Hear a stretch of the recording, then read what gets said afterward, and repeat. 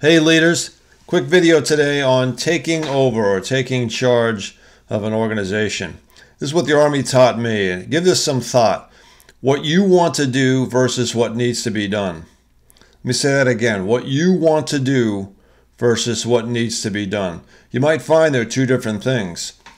Now, if you're part of this organization, you've been moved up the ladder and placed in this position, you might have a feel for what needs to be done. In fact, it may be you that is part of the what needs to be done being placed in that position.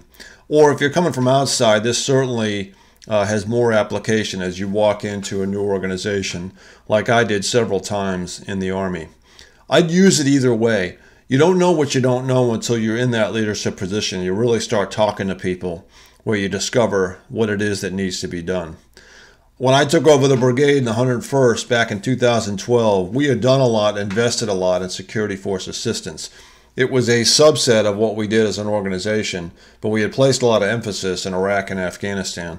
So I was comfortable going down that road of security force assistance, and my brigade was good at it. We could really get ourselves into the band of excellence. But I didn't know if we were headed back to Afghanistan. In fact, indicators were that it may shut down completely. And so I knew we needed to go back to a unified land operation, more of a generic application of a brigade in modern warfare. It gave us that baseline so that we could operate across a wider spectrum. That was what was needed to be done, but the organization wasn't doing that. And so I had to really kind of go through that, listen to some folks, and get that up and running. An example of what needed to be done versus what I wanted to do. Let me tell you what is not vogue anymore is to walk in with there's a new sheriff in town, and by God, this is where we're headed. All that's going to get you is some resistance. That's the last thing you want to do. You really want to invest in and incorporate your people into finding out what needs to be done. You can walk in, and what I would recommend, instead of waltzing in there, because you're going to walk in with a list of things you want to do. It's hard to step away from that. I had a list of things I wanted to do, but I kept it on my hard drive, and I didn't communicate that until I listened to my people first. What you can do, and what I would highly recommend, is that you walk in and you talk to your people about what is important to you, because those things aren't going to change. Investing in people, connecting with our people and leading them in personal ways was important to me always. It never changed. That's who I was. And if the organization didn't need or want that out of me, then I was the wrong person. And I would admit that up front and move on onto other things. But fortunately, people were obviously very important in the organizations that I led. So think about this as you walk into an organization. Very, very important, the words that will come out of your mouth, especially in the early days. So what's a practical way to go about this? Well, let me give you 3 things that you can do in the early days and weeks of taking charge. The first thing is to understand. Understand what's going on. Find out what is that thing that needs to be done, or those things that need to be done. Listen to the people and the subordinate leaders in your organization. You can survey. Surveys are a really fantastic way to determine what's happening. Do these formally or informally. You can do them formally with a very short, simple survey that you blast out to the organization and get back and gather that feedback. Or, which I think is really effective, is getting out and talking to people. Maybe an application of both. But there's 2 main questions and things you want to glean from those interactions with people and those surveys. And the first is, what are we doing well as an organization? What is it we're good at?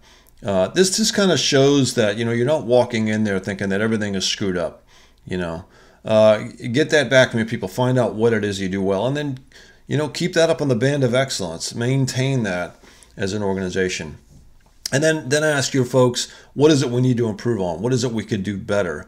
You'd be amazed at the feedback you get. I promise there's people in your organization are just waiting for that stage and that voice to say, I've been watching us screw this up for years, and this is a way I think we could do it better and more efficient. Those are powerful voices that you need to listen to. You might not be able to achieve all the things that they desire, but you need to listen up front. Very, very important. You want to come in, again, from a very positive perspective, even if things are really screwed up. I've always led by lifting people and lifting organizations up, not beating them down.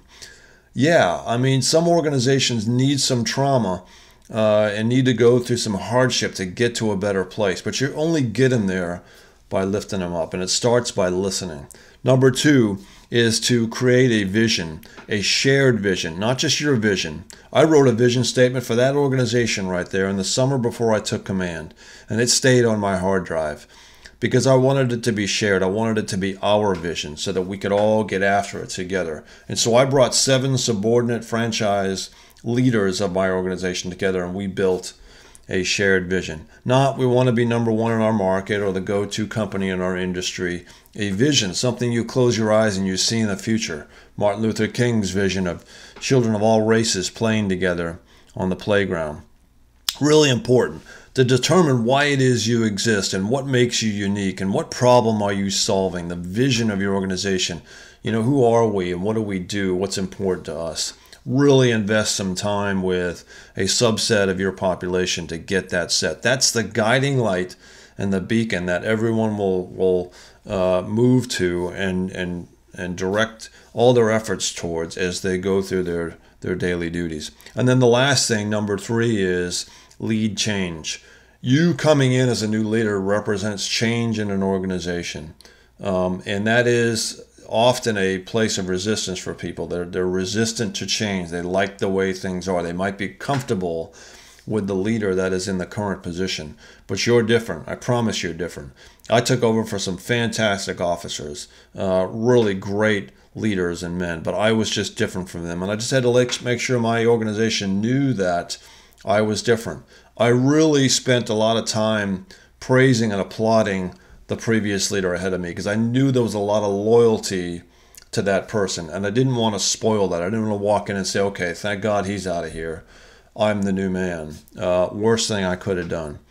Now, if it's a traumatic experience, you know, you got a toxic leader you've taken over for, or something really bad, then just be honest about it. I mean, walk in and say, hey, listen, I know things are rough right now, but I'll tell you one thing is succeeding here, and it's you people.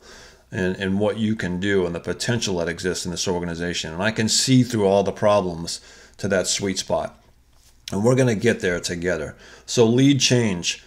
You want to do leading change? My go-to place is Dr. John Kotter, Kotter's leading change model, 8-step lead change model. It's absolutely fantastic. Pick up the book, go to his website, Kotter, Google that, and find his 8-step leading change model. It's really, really good. It talks about building a guiding coalition that can drive this change forward instead of just you yourself. Building a volunteer army, no pun intended, but a young or a group of folks that will be your volunteers to really drive this change, that are really on board with you and where the organization needs to go. And then creating some short-term wins and victories to show people that this stuff actually works. And there's lots of other steps in there, and I'd invite you to have a really close look at that. You want some more of this? You're thirsting some more? So here's a great book that I published last fall. It's Personal Not Personnel, Leadership Lessons for the Battlefield and the Boardroom.